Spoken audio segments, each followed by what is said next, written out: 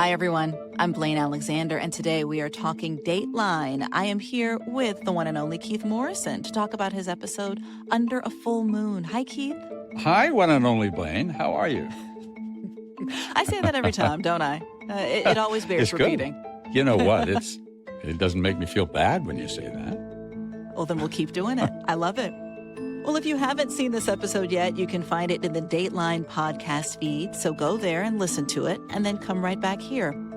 Just a quick recap. In September of 2012, George TFA found his wife, Shauna, beaten to death at home. Investigators wondered if someone had followed her there from her job as a cocktail waitress on the Las Vegas Strip. But later they realized that the killer was someone much closer to home, and someone even closer still had put him up to it. For this Talking Dateline, we have an extra clip from Keith's interview with George TFA's sister. Then Keith and I will answer some of your questions from social media. So, Keith, let's do it. Let's talk Dateline. Let's do it. Let's talk about the Strip. I found it interesting that this entire thing took place with the Las Vegas Strip there, kind of as the background character, if you will. I mean, Vegas is always a spicy place, an interesting place. And so what was it like doing this story in such a place as Las Vegas versus some of the other places that we go to? I'm glad you asked that question. This is one of the things I enjoyed about doing it. And because in the many stories that I have done and we have done in and around Las Vegas, which is a giving place for Dateline over the years, from the outside looking in, for tourists going to Las Vegas, people going to gamble there, it's a certain kind of place. Maybe it's exciting. Maybe it's, seems kind of something you do and leave there and don't tell your friends about. But there is a kind of a workaday world of Las Vegas where, good, hardworking, honest people go into work every day to work as cocktail waitresses, to work as firemen, to work as, to make the city run. Vegas is in many ways a working class city. And then it's just got this very colorful strip down the middle of it with some colorful jobs associated with that. Well, I mean, the thing about Vegas, for many of us who go there, there's a lot of money to be spent. But for people who work there, there's a lot of money to be made. I mean, I think this episode really showed a lot of people how lucrative being a cocktail waitress in Las Vegas can be. Right. Yeah. Maybe you have one kind of an idea of what a cocktail waitress would be like, the sort of work that he or she would do or the kind of money he or she would make. But then you just throw that out the window when you go to Las Vegas. Yeah, you're making money. I mean, based on that, it certainly is reasonable to assume that in this episode that this could have very easily been, what people would call a robbery gone wrong. That people know, okay, she's a cocktail waitress. She's really good at it. She's got a lot of tips. It makes sense to follow her and try and take her money. Well, your first thought, if you're investigating it, I would think, would be, here is a very attractive woman in the middle of the night heading home from work. So there's the possibility that somebody was chasing her for some sort of sexual encounter with her. And there's a possibility somebody was trying to, chasing her for her tips, which, she would carry with her on the way home or might be carrying with her on the way home. Sure. So yes, that's your first go-to place. Let's talk about this investigation. I mean, the first big surprise for me was that her house had been burglarized weeks earlier. And it was very creepy to hear what was taken from her house, too. Well, yes, but, as we've covered these kinds of stories, that is not that unusual. That sort of material is, and it's, it is a creepy thing, and it also indicates that there's some danger in the vicinity. So it certainly is understandable they'd want to follow that up for sure and chase it down as much as they could, but it really just didn't go anywhere useful anyway. I mean, you talked about the fact that they thought maybe it was some kids in the area. They were questioning, they were looking at them. How long did they go down that road before they said, okay, this isn't going anywhere. Let's look somewhere else? Well, not that long, really. There were a lot of things that they looked into that just didn't go anywhere. It was just maybe in this case, as the police are investigating and chasing down leads and looking at this possibility and that possibility, the fact that they didn't look at George was a bit of a failure of the imagination because, like you, they recognized that this was a twofold. This was a upstanding person who had lived an upstanding life. There were no indications that he would do any such thing. And besides which, he was on a long shift at the fire department all night long and simply could not have committed that crime. So he had an absolute ironclad alibi. Yeah. I think that alibi, as I was watching this, just kind of going in blind, that was what sealed it for me. Oh, he Sure. was working overnight at the fire station. I mean, firefighters aren't going to lie on his behalf, right? You would think. He goes Yeah. out on calls. That's something that, you lock that down. Okay, he was there. He couldn't have done this. Let's look somewhere else. I was fooled. George had me fooled. But understandably so, because George was the kind of person who, well, every guy probably grows up thinking I ought to be. If I were a better person, I'd be like George. George was the all-American. George was handsome. George was, fun to talk to. George was good to be with. George was kind to all kinds of people. He had an opportunity to be a wealthy finance guy, and instead he chose to become a fireman and an EMT because he wanted to help people. And that was just George. He was like that to the whole community. He was like an adult Boy Scout. I mean, he really was. He was. That's Yes. well put. Yeah. Let's talk a little bit about the two sides of George and George's relationship with Shauna. There are a great many people around the country who are married to a partner who, at first, their strength as a character, their kind of maybe dominating strength as a character, somebody you're prepared to follow, seems like exactly what you need, and you follow that person, and you're happy to go along with what they want to do, and they will set the agenda in your marriage and in your life. But eventually, that the grip tightens and the control tightens, and you cease to become an independent person. That's when violence follows, and it often follows when the woman in the relationship, usually the woman, decides she has had enough of this. She cannot take it anymore. Maybe with the help of somebody else in the family, something creates a situation where she thinks, okay, I've got to leave this relationship, or I'll just have no life at all.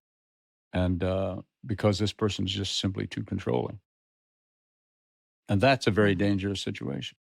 Once you started revealing the troubles in their marriage, the signs were troubling.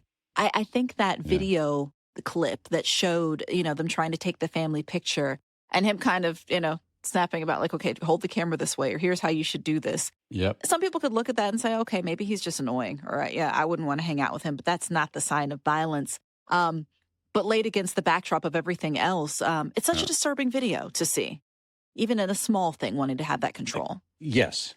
In the context of the rest of it. And by itself, that's maybe trying to be helpful, but in a way that you can tell that there's an element of control there that is a little uncomfortable. And of course, while we're on this difficult subject, we want to share some very important information.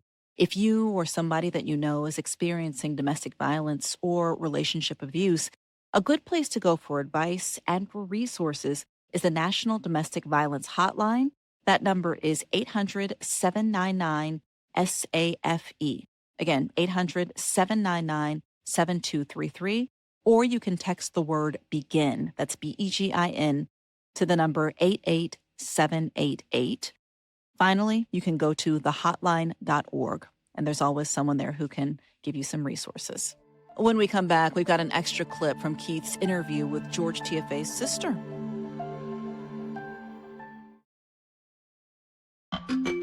I'm curious, when you spoke with Maria, Keith, did you feel a sense of that struggle that she had? And on one hand, defending everything her brother did, really. I mean, she had a response to everything that you laid out in the story. Did. I got the sense that she had gone through a struggle, yes, but that she didn't hesitate to be absolutely in his corner in every respect, and use the explanation that he was using, that George's sister simply wouldn't let go of the idea that he couldn't possibly have done this, and she knew him as well as anybody could know him. That's the one of the tragic things about a story like this, is that you recognize that nobody really knows, even those closest to them. There are, we all have secrets, and we keep them buried deep sometimes. Yeah. And someone you have lived with all your life, and you think you know that person well enough that you could never, ever possibly get it wrong. And so you kind of put yourself out there for that person, and then it turns out you are wrong, and it's hard to accept that. So especially hard to accept that when you love the person who has committed a terrible act. And what do? Stop loving them immediately? No, you can't. You want somehow for this not to be true. So she was able to take situations with others would say, okay, yeah, that means, he did this terrible thing. And she could say, no, there's another explanation. There has to be. This isn't him. I wonder, Keith, when you go into an interview like that, how do you approach such an interview? Well, you listen. I mean, it's not up to us as observers of the story to try to change somebody's mind. Yeah. I'm very interested in what that person thinks. There are occasions in an interview where somebody is just a perpetrator, for example, is just being insistent about something which is obviously not true and is trying to pull the wool over your eyes, and you have to call them on it, of course. But a person like George's sister, who is going to support him at every turn, who you or I might think, that's not, you got George wrong, even though you lived with him your whole life. You don't know him entirely because he did this awful thing. Yeah. I don't want to go there. That's, she's allowed to have her point of view, and her point of view is a legitimate part of any story we're going to tell. Absolutely. Yeah. To that point, we do have some extra sound of your interview with Maria. And this is from when she described her impressions of George and Shauna's relationship. And she said that she still had hope. Let's listen to a little bit of that. Mm-hmm. Did you talk to him during the course of this breakup? Yes, he was at my sister's house the summer before Shauna died. And it was pretty evident at that point that they were headed towards divorce. And my brother had a very sad energy about him. He was glad to bring their daughter to the Bay Area and so she could, meet with the cousins and have good family time and take a break from Las Vegas. But he was sad. He was at a point where he didn't think it was going to be salvageable. What did he tell you about it and why it wasn't working? He just said he was just so sad. His tone of voice was just sad. But again, in his gentle tone, he says, yeah, I guess it just isn't going to work out. I think Shauna and I are getting a divorce. And he was just devastated. You could tell he was just devastated. And did he tell you what the specifics of the problem? No, it just isn't happening. It's not working. And he must have complained about Shauna in some way or other, even implicitly. No, he actually his characterization of Shauna or his descriptions of anything interactions he and Shauna had really didn't change at all from when their marriage was doing well. I mean, Shauna's going to do this. We're going to go. Shauna and I are going to go to this for their daughter's birthday. Or he never called her names, never said, oh, well, in an aside manner, oh, I can't do this because Shauna wants this or that. There none of that kind of thing. In fact, as I'm thinking about it, his characterization of her just never changed from when they were having, a stable relationship to when it was ending. That's such a striking account.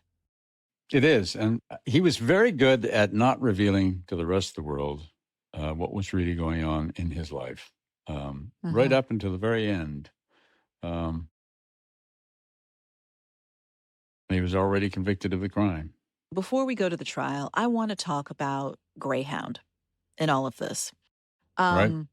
It was so disturbing to me that here is this clearly mentally ill man, clearly had a hard life, was having a hard life, and that this was the person that essentially, evidence showed he used as the scapegoat and the criminal to take out his wife. I was just so disturbed by the way that Greyhound was used in all of this. I don't know, befriended and then turned into a killer on his behalf.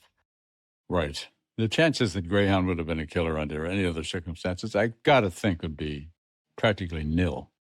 You know, he was a troubled guy, sure, and he had a lot of issues, but he just wanted to be alone. He just wanted to be out there and then once have enough money to be able to buy food. And so he thought these people were helping him by giving him odd jobs to do. I think what to me stood out was that it speaks to the way society sometimes discards people like a Greyhound, someone who's homeless, someone who, has a dependency on drugs, on alcohol. And, the theme was kind of repeated. Well, why would you believe him over George, who is this great guy and this fantastic person? And I think it was just such an important lesson of, you can't base everything on appearances. You can't automatically decide, okay, you're not to be believed, you are to be believed just because of the types of roles you fit in society. Sure. What I found interesting is that even though Greyhound was said by his own friends to be a known liar, on a scale of 1 to 10, he was a 1.5, meaning 1.5. he lied all the time. Yeah. Right. And, and he was a drug addict and he was an alcoholic and he was a homeless guy and he was, clearly mentally ill and seriously so. What I found fascinating, though, is that the jury believed him and they did not believe George because Greyhound told the story that made sense. Even though he was a known liar, they could believe this from him. I was fascinated that prosecutors took, what you described accurately as a risk of putting him on the stand, of having him testify. Yeah. Because that could have gone any number of ways. And, you put it out there that you recognize, you have to let the jury know, I know this person is a known liar. I know this person has mental illness. I know this person is an addict in a number of different ways.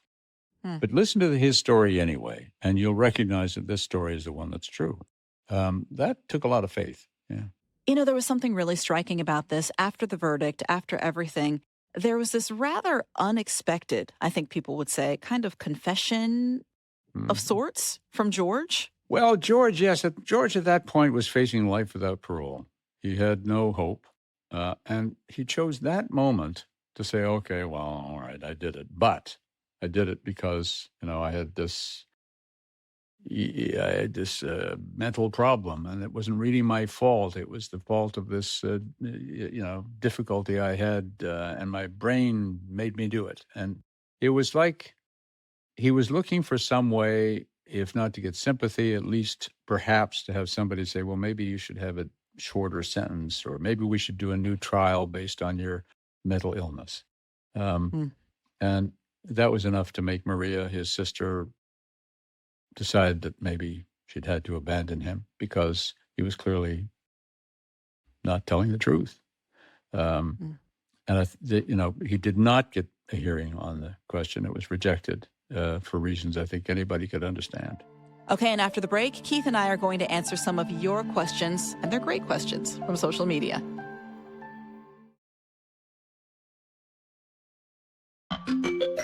Well, we have some questions, Keith, from social media, as we always do for your stories. Let's dive in.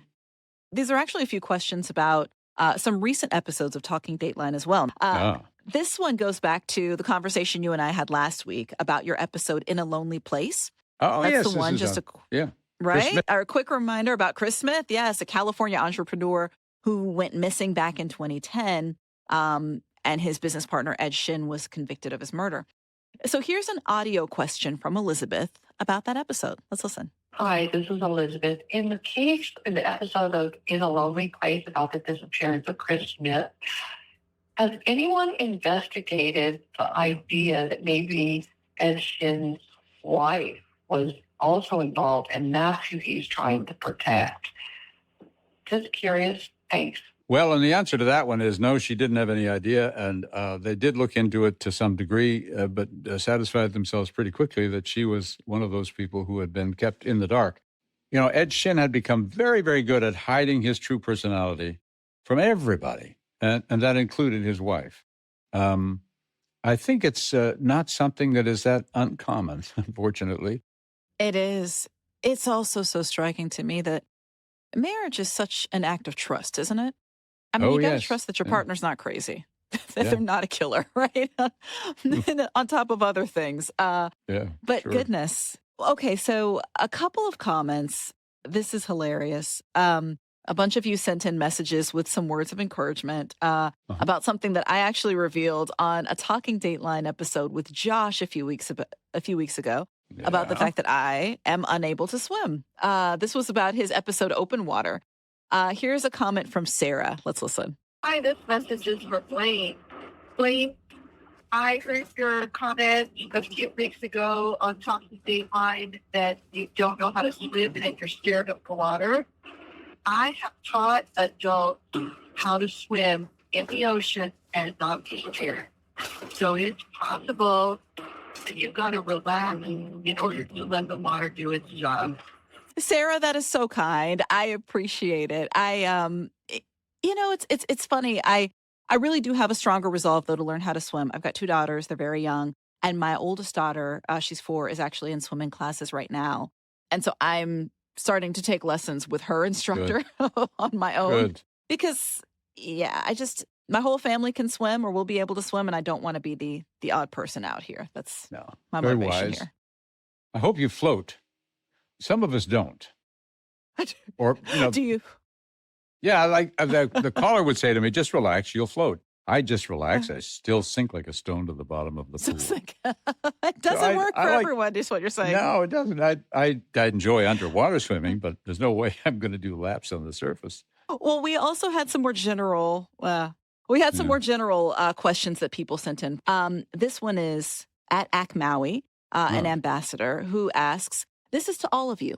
Is there a case where you believe that they got the wrong person?" Oh, yeah. I mean, I think I've done about a dozen of them Hmm. where they did get the wrong person. And it can take years and years and years to undo that mistake. The legal system is not set up for, oops, made a mistake, let's change it. It takes a long time. Right. And the resistance to that is extremely difficult to overcome. But yes, that happens. It takes a long time, and also in those stories, it really takes someone almost acting on their behalf, right? It's Oh, not yes. something that people are going back and reviewing, but it takes someone who's kind of dogged in their pursuit of the truth, or someone who says, "No, you got to keep looking at this," and kind of repeatedly ringing that alarm bell. Some of the most selfless people I've ever met are investigators and also defense attorneys who do nothing but cases where they believe somebody has been wrongly convicted. So there are people like that in the system who are trying to make it better. There are, Yeah. and thankfully so. This is a question. This one is a fun one. It's from, well, her name is fun too. Sweet Tea with Candy. Candy, Oh, that's there cute. you go. Oh. Okay. What is your favorite part of Dateline? Let me ask that of you, Blayne, because you're the one who's kind of getting going here. And what attracted you to come to Dateline? What did you like about the Huh. idea? You know, if I were to say I love the process of reporting these stories, I love doing the interviews. I love the fact that we are able to sit down, take our time, talk to somebody for 2, 3, sometimes hours, Yeah, and sure. that there's no rush. I really, really enjoy that. I enjoy that with all the prep in the world, the interviews can just kind of meander off in different directions, or that I can get surprised in them or learn things. And then, it's a real conversation. And so that's just a fun, satisfying part. Secondary to that, or kind of tangential, I love the connections that come from doing interviews like that. Once you've sat down across from somebody for a good 2, 3 hours and, all of the prep and everything, you kind of have some sort of relationship with them, Sure. especially the victims' families. And so Yeah. I enjoy that as well.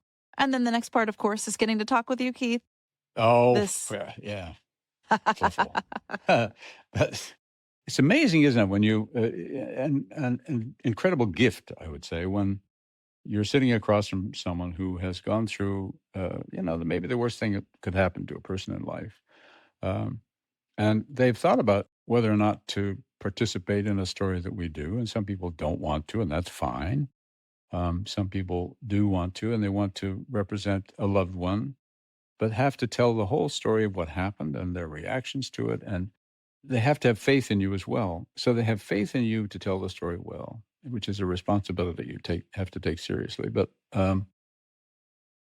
they're giving of so much of themselves, knowing that the whole world is going to see, and they do. They do it anyway because something is motivating them to get out there and reveal. It's an extraordinary thing, as you say. Last question. I'm going to ask this one. This is from @FlynnTucky, who says, "Are y'all looking forward to coming to Nashville? See you there." Keith, are you looking forward to it? Can't imagine anything more wonderful than going to Nashville and being in front of a whole crowd of people. I just love being in front of a whole crowd of people for an evening. I'm terrified. Are you kidding? I know it'll be a lot of fun. I know the people are excited to see you, Keith. That's the biggest thing. No. Are so ready to see you, my friend. Well, to that point, if there's anybody out there who's listening if you have not purchased your tickets yet, you can still do it. Dateline Live on September 28th. It's a first of its kind event featuring onstage panels, audience Q&As, and a VIP reception. You can get your tickets right now at datelinenbc.com/event. Great. Come to Nashville. Come to Nashville. It has been a joy, as always, talking Dateline with you, my friend. Thank you so much. The pleasure was entirely mine, and thank you for being so good to me with this one. Always. That's it for Talking Dateline this week. And remember, if you have any questions for us about stories or just about Dateline, you can always reach us 24/7 on social media at Dateline NBC. And do you have a question for Talking Dateline? We hope so. You can leave it for us in a voicemail. That number is 212-413-5252. Or you can always send us a video on social media for a chance to be featured on one of our upcoming episodes.